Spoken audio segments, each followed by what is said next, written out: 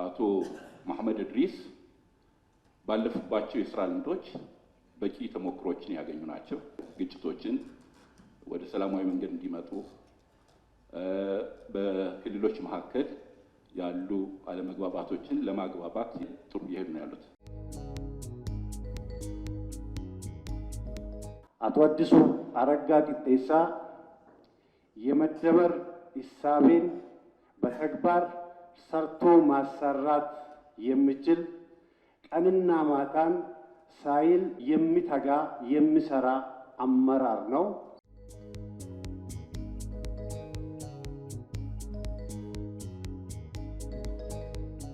አቶ ቢኒያም ከዚህ በፊት በሚዲያ ስራዎች እና በተለያዩ ኃላፊነቶች በሰሩባቸው ጊዜያት ውስጥ የሚጨበጥ ለውጥ ያመጡ ለተመደቡት ስራ አዲስ ያልሆኑ በትግል በስራ የተፈተኑ ስለሆነ የቀረበው ሹመት በጣም በትምህርት ዝግጅት፣ በስራ ልምድ፣ በሁሉም